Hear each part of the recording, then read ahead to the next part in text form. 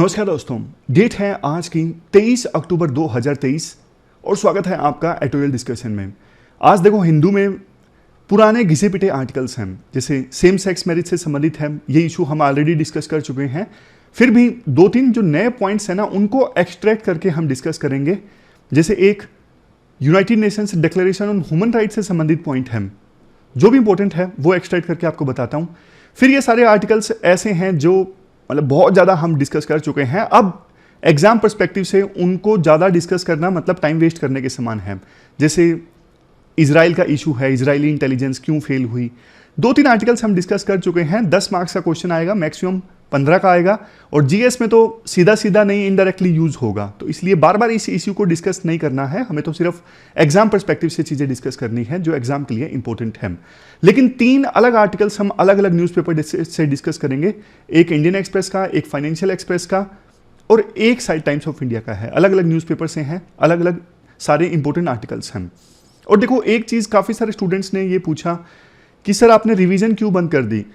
देखो, revision files आपको सारी की सारी मिलती हैं टेलीग्राम में। बंद इसलिए कर दी क्योंकि बहुत सारे स्टूडेंट्स उसका फ़ायदा उठा नहीं रहे थे। वीडियो लेंथी हो रही थी और बहुत सारे स्टूडेंट्स ने बोला कि सर अगले ही दिन मतलब चीज़ें याद रहती हैं, रिवाइज करने का कोई फ़ायदा नहीं है, इसलिए बंद कर दी रिवीजन। अदरवाइज तो देखो 3-4 मिनट में रिवीजन हो रही थी, अच्छी थी, लेकिन बहुत सारे स्टूडेंट्स को वो यूज़फुल नहीं लग रहा था कुल मिला के। तो टेलीग्राम में ना सारी रिवीजन वाली जो फाइल्स हैं वो अवेलेबल हैं, आप वहाँ से अच्छे से रिवाइज कर सकते हो। तो अब चलिए डिस्कशन स्टार्ट करते हैं। इसके बाद देखो next article, Indian army India China border और इंडिया पाकिस्तान बॉर्डर पर आर्टिफिशियल इंटेलिजेंस सर्विलियंस सिस्टम को डिप्लॉय कर रहा है ताकि बॉर्डर पर देश की सुरक्षा को सुनिश्चित किया जा सके। और इस पर्पज के लिए इंडियन आर्मी ने 140 AI बेस्ड सर्विलियंस सिस्टम को डिप्लॉय किया है अभी तक। जैसे देखो, एग्जाम्पल के तौर पर high resolution cameras, sensors, unmanned aerial vehicles, feeds, radar feeds, ये सारे जो इक्विपमेंट्स हैं, इनसे जो डेटा इकट्ठा होता है ना, उस डेटा को एनालाइज किया जाता है और प्रोसेस किया जाता है आर्टिफिशियल इंटेलिजेंस टेक्नोलॉजी के द्वारा, और बताया जाता है कहाँ पे लूप होल्स हैं, पोटेंशियल टारगेट्स के बारे में बताया जाता है, एक प्रिडिक्टिव पैटर्न के बारे में बताया जाता है। देखो, यूपीएससी ने जैसा क्वेश्चन पूछ लिया था, यूपीएससी ने पूछा था कि हेल्थ सेक्टर में एआई का यूज किस प्रकार से हो सकता है। सेम ऐसा ही क्वेश्चन यूपीएससी डिफेंस सेक्टर से संबंधित पूछ सकती है। सिक्योरिटी में इंडिया के डिफेंस को इंश्योर करने के लिए एआई किस प्रकार से रोल प्ले कर सकता है। तो सिग्निफिकेंस जान लेते हैं। एआई का इस्तेमाल होगा डिफेंस में, क्या सिग्निफिकेंस है। सबसे पहले, game changer in various fields. अब जैसे देखो, इंडियन आर्मी के पास में इतने सारे इक्विपमेंट्स हैं, उन सब की मेंटेनेंस, कहाँ पर कौन से बेस में इन्वेंट्री खत्म हो गई है, खत्म होने वाली है, ये सारी चीजें ना एआई से मैनेज की जा सकती हैं। इससे ऑपरेशंस में एफिशिएंसी आएगी और ह्यूमन रिसोर्स काफी सेव होगा। इसके अलावा इंटेलिजेंस कलेक्शन है। अब मान लीजिए फोन पे बात हो रही है टेररिस्ट के बीच में। अब देखो, इंसान की तो आपको पता है लिमिटेशन है, हर एक कॉल जो है ह्यूमन बींग्स नहीं सुन सकते, लेकिन एआई के थ्रू जो भी बातचीत हो रही है ना सस्पेक्ट्स के बीच में, उनको सुन के, उनको प्रोसेस करके एआई के द्वारा एक स्पेसिफिक लीड, एक स्पेसिफिक इंटेलिजेंस प्रोवाइड की जा सकती है। इसके बाद एआई बेस्ड बॉर्डर सर्विलियंस। जैसे देखो, इजराइल ने इसका बहुत इस्तेमाल किया है। हालांकि ये एक ड्रॉबैक भी है, क्रिटिसिज्म भी है कि इजराइल ने एआई पर ज़्यादा ही फोकस कर दिया, लेकिन वो चीज़ हम चैलेंजेस में डिस्कस करेंगे। अभी फ़ायदा देखिए, इजराइल ने तो ना even automatic weapon system deploy किए हैं। जैसे वो एआई से चलते हैं, जैसे ही लगता है कि कोई इन्फिल्ट्रेटर आने की कोशिश कर रहा है, अपने आप गोलियां चलने लगती हैं और उस इन्फिल्ट्रेटर को टारगेट करके उसे मार गिराया जाता है। ये तो सिर्फ एक एग्जांपल है, और बहुत सारी चीजें इवन इंडियन आर्मी ने भी डिप्लॉय की है, जो हमने शुरुआत में डिस्कस किया, थर्मल सेंसर्स वगैरह। इसके बाद नेक्स्ट है एआई पावर्ड ड्रोन्स। ये जो आर्टिफिशियल इंटेलिजेंस इक्विप्ड ड्रोन्स है ना, इनका काम होता है दिन रात 24 घंटे रेकी करना, इवन रिमोट लोकेशंस पर। और जैसे ही कुछ अनयूजुअल एक्टिविटी डिटेक्ट होती है, तुरंत अलर्ट करना। इवन दुश्मनों के जो ड्रोन्स हैं उनको भी डिटेक्ट किया जाता है इन एआई इक्विप्ड ड्रोन्स के द्वारा। Next, lethal autonomous weapon system. ये वही है जो इजराइल ने डिप्लॉय किया था। ये जो ऑटोनोमस वेपन सिस्टम है ना, ये अपने आप फायरिंग करने लगता है, कोई ह्यूमन इंटरवेंशन की आवश्यकता नहीं है। मतलब खुद ही ये वेपन सिस्टम समझ जाएगा कि सामने से जो टारगेट आ रहा है वो आतंकवादी है और अपने आप से फायरिंग होने लगेगी। कोई अप्रूवल वगैरह लेने की आवश्यकता नहीं है बेस से, मतलब ह्यूमन बींग्स का कोई बीच में इंटरफेरेंस नहीं है। आपके मन में आया होगा सर ये तो खतरनाक है। हाँ बिल्कुल है, चैलेंज में हम ये पॉइंट डिस्कस भी करेंगे। इंडिया का मकसद देखो ये है कि इंडिया को ना पूरे वर्ल्ड में इंटेलिजेंट वारफेयर के मामले में अच्छे ढंग से पोजीशन किया जाए, दुनिया को दिखाया जाए कि इंडिया इस क्षेत्र में काफ़ी आगे है। इंडिया इंटेलिजेंट वारफेयर स्ट्रेटजीज को फॉलो कर रहा है और वेरियस मिलिट्री एप्लीकेशंस में एआई का इस्तेमाल कर रहा है। वैसे देखो एआई का और कहाँ पे इस्तेमाल है, डेटा को मैनेज करने में। बहुत सारी मिलिट्री इंटेलिजेंस होती है, इतना सारा डेटा होता है, उसे समझना प्रोसेस करना बहुत मुश्किल होता है, लेकिन एआई की सहायता से इतने ज़्यादा जो मिलिट्री डेटा है उसको प्रोसेस किया जा सकता है। जैसे आपको एग्जांपल देता हूँ, मान लीजिए कहीं पर अटैक हुआ है और एनएसजी को वहाँ पे भेजा गया है। अब जहाँ पे अटैक हुआ है ना, जो साइट है उस साइट से संबंधित सारी इंफॉर्मेशन जितनी भी, मतलब कैसी वो साइट है, वहाँ की ज्योग्राफी कैसी है, जो भी मैप वगैरह है वो मशीन को दिया जाए, मशीन प्रोसेस करेगा और बताएगा कि कैसे ऑपरेशन चलाया जा सकता है। सबसे लास्ट में है साइबर सिक्योरिटी। जो ट्रेंड एआई सिस्टम है ना वो ज़्यादा एफिशिएंट होते हैं, उनको ज़्यादा बेहतर ढंग से प्रिपेयर किया जा सकता है साइबर थ्रेट का मुकाबला करने में। मतलब ट्रेंड एआई सिस्टम पहले से बता सकते हैं कि साइबर अटैक हो सकता है और उसको समय रहते प्रिवेंट किया जा सकता है। जैसे जो नेटवर्क्स हैं उनमें कोई भी अनयूजुअल एक्टिविटी होती है ना, तो ट्रेंड एआई सिस्टम डिटेक्ट कर लेगा कि हाँ नेटवर्क ठीक से परफॉर्म नहीं कर रहा है, कुछ तो बदलाव आया है, शायद ये साइबर अटैक की शुरुआत है, तो समय रहते साइबर अटैक्स को रोका जा सकता है। अब कंसर्न्स की बात देखिए, बजट कंस्ट्रेंट्स। इंडिया का जो करंट एआई इन्वेस्टमेंट है ना मिलिट्री में, वो काफ़ी कम है, इनएडिक्वेट है as comparison to other countries, for example China. जैसे एग्जाम्पल के तौर पर इंडिया एक साल में $50 मिलियन खर्च करता है एआई के लिए, तो चाइना 30 गुना ज़्यादा खर्च करता है। Next, over reliance on surveillance system. देखो जैसे इजराइल बहुत ज़्यादा रिलाय हो गया था सर्विलियंस सिस्टम के ऊपर और ह्यूमन बींग्स का रोल कम हो गया था बॉर्डर पे, इस वजह से इतना भयंकर अटैक हो उसका, तो इसलिए मशीनों के ऊपर ओवर रिलायंस नहीं होना चाहिए। Next, complexity of counter terrorism. Counter terrorism में देखो कई बार ना बिल्कुल छोटी छोटी डिटेल्स पे काम करना होता है, और जो मशीनें हैं ना कई बार इतनी छोटी छोटी डिटेल्स पे और इतनी कॉम्प्लेक्सिटी में नहीं जाती हैं। Next, miss identification of target.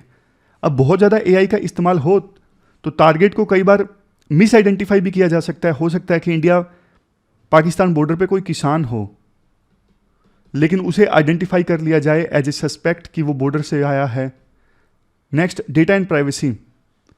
Personal data की प्रोटेक्शन भी जरूरी है। एआई की बेनिफिट्स के साथ में पर्सनल डेटा की प्रोटेक्शन, दोनों के बीच में बैलेंस इस्टेब्लिश करने की आवश्यकता है।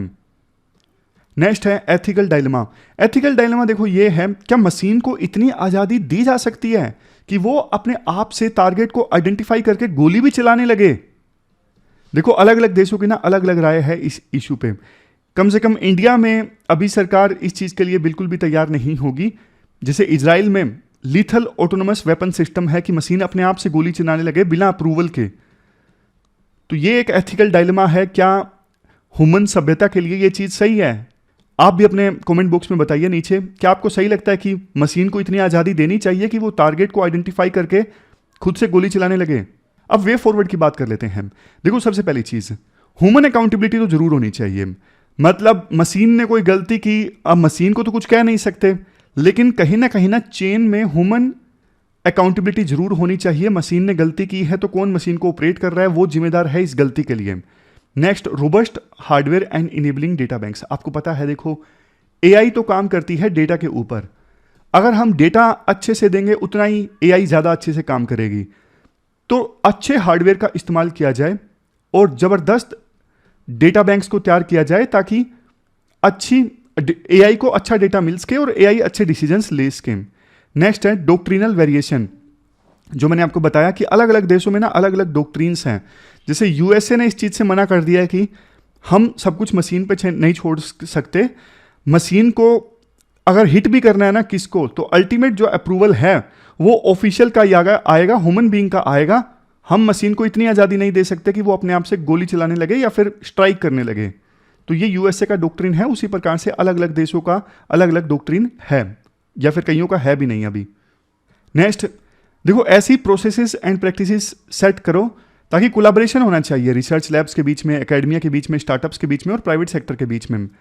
अभी प्राइवेट सेक्टर का पार्टिसिपेशन थोड़ा कम है। प्राइवेट सेक्टर जैसे यूएसए वगैरह में ना, प्राइवेट सेक्टर बहुत बढ़िया बढ़िया चीज़ें डेवलप करके देता है मिलिट्री को। खास करके देखो आप इजराइल में देखिए, इजराइल में बहुत सारी चीज़ें ऐसी हैं जो इजरायली मिलिट्री इस्तेमाल करती है, जो वहाँ के प्राइवेट सेक्टर ने, वहाँ के स्टार्टअप्स ने डेवलप करके दी हैं मिलिट्री को।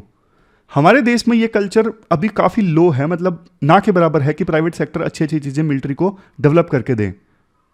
तो एक कोलैबोरेशन जरूरी है academia, Indian industry, DRDO, private sector, startups, इन सब के बीच में। तो ये पूरा आर्टिकल हमने डिस्कस किया कैसे इंडियन आर्मी के द्वारा एआई का यूज़ किया जा रहा है, इसकी क्या सिग्निफिकेंस है। चलते हैं आगे। इसके बाद next article differently abled persons के लिए ना मीडिया एक्सेसिबिलिटी से संबंधित है। आप जीएस पेपर 3 के इस टॉपिक से आर्टिकल को रिलेट कर सकते हो। अभी देखो, हाल ही में सारा सनी ये पहली डीफ एडवोकेट बनी जिन्होंने ना इंडियन साइन लैंग्वेज में आर्ग्यू किया चीफ जस्टिस ऑफ इंडिया के सामने सुप्रीम कोर्ट में। इसके अलावा राहुल बजाज एक ब्लाइंड एडवोकेट हैं। इन्होंने ना दिल्ली हाई कोर्ट में अपना केस रखा, पिटीशन फाइल की कि सिनेमा हॉल्स को ना मीडिया एक्सेसिबल होना चाहिए। मीडिया एक्सेसिबल मतलब जो डिफरेंटली एबल पर्सन्स हैं, फॉर एग्जांपल जो देख नहीं सकते या फिर सुन नहीं सकते, वो भी मूवीज को देख सकें सिनेमा हॉल्स में। देखो कैसे, जो देख नहीं सकते उनके लिए ऑडियो डिस्क्रिप्शन हो सकता है। आपको एग्जांपल देता हूं। मान लीजिए मूवी में दो किरदार हैं, महेश, सुरेश। अब वो आपस में ना लड़ रहे हैं। अब हम तो लड़ाई देख रहे हैं, महेश और सुरेश की आपस में वो लड़ रहे हैं, कोई कुछ नहीं बोल रहा, बस आवाज आ रही है डिशुम डिशुम। लेकिन वो जो देख नहीं सकते, अब उनको कैसे पता लगेगा कि लड़ाई चल रही है महेश और सुरेश के बीच में। तो इसके लिए ना ऑडियो नरेशन चल सकता है जो देख नहीं सकते उनके लिए, ब्लाइंड लोगों के लिए, कि महेश और सुरेश के बीच में अभी लड़ाई चल रही है, महेश ने सुरेश को एक थप्पड़ मार दिया, सुरेश ने मुक्का मार दिया बदले में। तो ये है ऑडियो नरेशन। तो ब्लाइंड लोगों के लिए ना ऑडियो नरेशन की सुविधा अवेलेबल होनी चाहिए। नेटफ्लिक्स में आप देखोगे तो कई मूवीज में ऑडियो डिस्क्रिप्शन की फैसिलिटी अवेलेबल होती है। आप बोलोगे सर वो लोग जो सुन नहीं सकते उनका क्या? जो देखो सुन नहीं सकते उनके लिए ना सबटाइटल्स होने चाहिए कंपलसरी। अधिकतर मूवीज में होते हैं, लेकिन कई बार मूवीज में नहीं भी होते हैं सबटाइटल्स। तो सबटाइटल्स मूवी में ना कंपलसरी होने चाहिए, ताकि जो सुन नहीं सकते कम से कम पढ़ लें, पढ़ के उन्हें मूवी में समझ में आ जाए सब कुछ क्या चल रहा है। अब ना कायदे से देखो ये चीज़ें होनी ही चाहिए बिना कहे, बट हमारे देश में ना जो एंटरटेनमेंट इंडस्ट्री है ना, उनमें से कुछ लोगों का कहना है कि अगर देखो ये चीज़ें कंपलसरी हो ना तो इससे नुकसान होता है हमारा। एक तो ये बहुत कम लोगों के लिए सर्विस है, मतलब डिफरेंटली एबल्ड पर्सन्स हमारे देश में कम है और उनमें से मूवी तो बहुत ही कम देखते हैं। और दूसरा, बाकी लोगों के लिए ना एक्सपीरियंस खराब हो जाता है। जब हम ये फैसिलिटी अवेलेबल करवाते हैं तो बाकी लोगों के लिए एक्सपीरियंस खराब हो जाता है, इसलिए हमारे लिए पॉसिबल नहीं है मीडिया एक्सेसिबल बनाना डिफरेंटली एबल्ड पर्सन्स के लिए। तो राइटर ना इसका जवाब देते हैं। राइटर कहते हैं ये झूठ है। पहली तो बात, सबटाइटल्स अगर मूवी में होते हैं ना तो ना इससे सबको फ़ायदा होता है। बच्चों को फ़ायदा होता है, उनकी जो लैंग्वेज स्किल्स हैं वो इम्प्रूव होती हैं। बहुत सारे लोग हैं जो सबटाइटल्स देखते ही देखते हैं मूवी देखते वक्त। इवन मैं भी कई बार सबटाइटल्स देखता हूं, मतलब आप में से भी बहुत सारे लोग सबटाइटल्स देखते होंगे, ये बात तो देखो ठीक है। और बात रही ऑडियो डिस्क्रिप्शन की, राइटर कहते हैं ऑडियो डिस्क्रिप्शन के लिए तो देखो ऑप्शन अवेलेबल करवाया जा सकता है ना कि कौन ऑडियो नरेशन सुनना चाहता है, कोई नहीं सुनना चाहता। जैसे नेटफ्लिक्स में ऑप्शन होता है कि आप क्या चूज कर सकते हो, आपको कौन सी लैंग्वेज चूज करनी है, इंग्लिश लैंग्वेज चूज करनी है या फिर ऑडियो नरेशन चूज करना है, आप उसी हिसाब से चूज कर सकते हो। और वैसे भी देखो आज के समय में ना बहुत सारा कंटेंट मल्टीपल लैंग्वेजेस में प्रोड्यूस होता है। तो मल्टीपल लैंग्वेजेस में कंटेंट प्रोड्यूस हो रहा है, एक ऑडियो नरेशन ऐड हो जाएगा तो खास फर्क नहीं पड़ेगा और सबटाइटल्स में भी ज़्यादा कॉस्ट आएगा नहीं एंटरटेनमेंट इंडस्ट्री का, जिस प्रकार से बोला जा रहा है। हो ये सकता है जब भी कोई नई मूवी आए ना, सेंसर बोर्ड को मूवी सबमिट करनी होती है, पास करने के लिए, तो सेंसर बोर्ड को ना ये सारी फाइल्स भी सबमिट की जाएं साथ की साथ। ऑडियो नरेशन वाली फाइल जो है, ऑडियो डिस्क्रिप्शन, इसके अलावा SLS फाइल है, मतलब सबटाइटल्स वाली जो फाइल है, तो ये सारी फाइल्स ना उसी समय सबमिट करनी कंपलसरी बना दी जाए कि सेंसर बोर्ड मूवी तभी पास करेगा जब आप ये फाइल दोगे सेंसर बोर्ड को। और इसके लिए ना जो ministry of information and broadcasting है ना, ये सफिशिएंट गाइडलाइंस और रूल बना सकता है। तो ये पूरा आर्टिकल हमने डिस्कस किया, मेनली यही है कि किस प्रकार से डिफरेंटली एबल पर्सन्स हैं, उनको भी देखो मूवीज़ देखने का हक है। अगर हम चाहते हैं कि वो भी डिग्निटी के साथ में एंटरटेनमेंट में पार्टिसिपेट करें, तो ये बेसिक चीज़ें ministry of information and broadcasting को लागू करनी होगी। तो पूरा आर्टिकल हमने डिस्कस किया, चलते हैं आगे।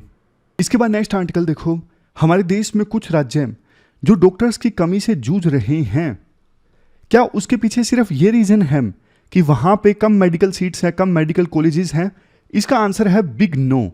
और बहुत सारे फैक्टर्स हैं जो रोल प्ले करते हैं इस चीज़ में। आप GS पेपर 2 के इस टॉपिक से आर्टिकल को रिलेट कर सकते हो। देखो 2019 में ना हमारे देश में डॉक्टर पॉपुलेशन रेशो कितनी थी? 1000 लोगों के पीछे 0.9 डॉक्टर थे, ऑलमोस्ट 1 के आसपास। लेकिन देखो फिर उसके बाद में डेटा में कुछ एरर्स थी, वो ठीक की गई, रेक्टिफाई की गई, फिर से सर्वे किया गया, तो डॉक्टर्स की संख्या बल्कि और भी कम मिली। 1000 के पीछे सिर्फ 0.6 से लेके 0.7 डॉक्टर्स। और अलग अलग राज्यों में ना सिचुएशन काफ़ी अलग अलग है। जैसे गोवा में देखिए, गोवा में 1000 लोगों के पीछे 2.53 डॉक्टर हैं, जबकि नागालैंड में 1000 लोगों के पीछे डॉक्टर की संख्या है सिर्फ 0.06। और कुछ राज्यों ने अच्छा एक्सपेंशन किया है मेडिकल कॉलेजेस में। जैसे ये देखो, कुछ राज्य फॉर एग्जांपल आंध्र प्रदेश, दिल्ली, उत्तराखंड, अरुणाचल प्रदेश, हरियाणा, यहाँ पे मेडिकल सीट्स में एक्सपेंशन 8% से ज़्यादा है, लेकिन कुछ राज्यों में 2% से भी कम है। कुछ लोग ये बोलते हैं कि हमारे देश में ना डॉक्टर्स की कमी है, इसके लिए एक चीज़ रिस्पॉन्सिबल है, ब्रेन ड्रेन। हमारे देश से डॉक्टर्स का ड्रेन हो रहा है दूसरे देशों में। लेकिन देखो ये ब्रेन ड्रेन जो है ना पहले की अपेक्षाकृत बल्कि घटा है। तो ये बड़ा फैक्टर रिस्पॉन्सिबल नहीं है जिसकी वजह से हमारे देश में डॉक्टर्स की कमी है। चैलेंज ये है डॉक्टर्स को प्रोड्यूस करना और उसके बाद डॉक्टर्स को डिस्ट्रीब्यूट करना अलग अलग राज्यों में। अब कौन डॉक्टर कहाँ पे जाके, कौन से राज्य में जाके काम करना पसंद करता है, ये बहुत सारे फैक्टर्स पर डिपेंड करता है। जैसे किसी भी राज्य का इकोनॉमिक स्टेटस कैसा है। अब कोई अमीर राज्य है तो जाहिर तौर पे वहाँ पे डॉक्टर्स जाना पसंद करते हैं। अगर कोई राज्य पब्लिक हेल्थ पे अच्छा खासा खर्च कर रहा है, हॉस्पिटल्स में मशीनें काफ़ी बढ़िया हैं, तो डॉक्टर्स को काम करने में मज़ा आएगा। कोई देश मेडिकल एजुकेशन पे कितना खर्च कर रहा है, तो ये कुछ फैक्टर्स हैं जिस पर डिपेंड करता है कि डॉक्टर्स उस राज्य में आके काम करना पसंद करते हैं या नहीं करते हैं। राइटर ना सुविधा के लिए, आपकी सुविधा के लिए ना 4 कैटेगरीज बनाते हैं। सबसे पहले high availability of doctors and net exporter to other states.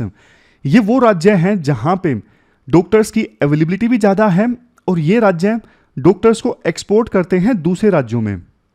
जैसे आंध्र प्रदेश, कर्नाटक, जम्मू एंड कश्मीर, ये स्टेट्स आते हैं इस कैटेगरी में। उसके बाद दूसरी category high availability of doctors and net importer. Doctors की संख्या ज़्यादा है, बावजूद इसके ये जो राज्य हैं और ज़्यादा डॉक्टर्स को इंपोर्ट करते हैं दूसरे राज्यों से, जैसे दिल्ली, महाराष्ट्र, तमिलनाडु। अब जाहिर तौर पे यहाँ पे काम करना डॉक्टर्स को अच्छा लगता है, इसीलिए इन राज्यों में डॉक्टर्स आते हैं दूसरे राज्यों से काम करने के लिए। दिल्ली में, मुंबई में, तमिलनाडु में यानी चेन्नई में, यहाँ डॉक्टर्स ज़्यादा आते हैं काम करने के लिए, इवन दूसरे राज्यों से भी। Next, low availability of doctors and net importer. यहाँ पे डॉक्टर्स कम प्रोड्यूस होते हैं, संख्या कम है, और ये जो राज्य हैं नेट इंपोर्टर हैं डॉक्टर्स के, राजस्थान, झारखंड, हरियाणा, उड़ीसा। सबसे लास्ट में low availability of doctors and net exporter to other states. ये वो राज्य हैं जहां पे डॉक्टर्स की कमी ऑलरेडी है, कम डॉक्टर्स प्रोड्यूस होते हैं, लेकिन बावजूद इसके फिर भी ये जो राज्य हैं डॉक्टर्स को एक्सपोर्ट करते हैं। आप पूछोगे ऐसा क्यों सर, डॉक्टर्स की ऑलरेडी कमी है, तो बल्कि यहां पे डॉक्टर्स आने चाहिए कमी को भरपूर पूरा करने के लिए, लेकिन यहां से तो और जा रहे हैं। इसके लिए स्टेट की पॉलिसीज रिस्पॉन्सिबल होती हैं। बिहार, यूपी, वेस्ट बंगाल, यहां पे स्टेट गवर्नमेंट की पॉलिसीज ऐसी हैं कि डॉक्टर्स काम करना पसंद नहीं करते। कोई भी डॉक्टर अपने राज्य को छोड़ के क्यों जाना चाहता है, किसी दूसरे राज्य में क्यों जाना चाहता है, वो इन सब फैक्टर्स पर डिपेंड करता है। जैसे स्टेट की पॉलिसीज़ कैसी हैं, डॉक्टर्स को रिटेन करने के लिए स्टेट इंसेंटिव देता है या नहीं देता है, जैसे अच्छी सैलरी, रेजिडेंस, अच्छा infrastructure. Next, availability of general and medical infrastructure कैसा है। अब सिटीज़ बहुत ज़्यादा मान ली पिछड़ी हुई हैं, तो डॉक्टर्स की भी अपनी फैमिली होती है, कई बार उनके मन में आता है कि यार इस शहर में मैं काम नहीं करूंगा, मैं कुछ अच्छे शहर में जाना चाहता हूं जहां पे बच्चों को अच्छी एजुकेशन दे सकें। Next, ratio of availability of public and private medical colleges. तो ये सारे जो फैक्टर्स हैं ना, वो भी रोल प्ले करते हैं किसी भी राज्य में डॉक्टर्स की अवेलेबिलिटी कितनी होगी। ये बताना देखो इसलिए जरूरी है क्योंकि आमतौर पर ना विभिन्न सरकारें क्या करती हैं, ये सोचती हैं कि सिर्फ मेडिकल कॉलेजेस की संख्या इंक्रीज करने से काम चल जाएगा, डॉक्टर्स की अवेलेबिलिटी बढ़ जाएगी। नहीं भैया, ऐसा नहीं होता है। आप ज़्यादा मेडिकल कॉलेजेस खोलोगे, वहाँ से जो स्टूडेंट्स निकलेंगे वो दूसरे राज्यों में जाके काम करने लगेंगे, कोई ज़रूरी नहीं वो आपके राज्य में ही काम करेंगे। समझ गए? तो ये चीज़ है।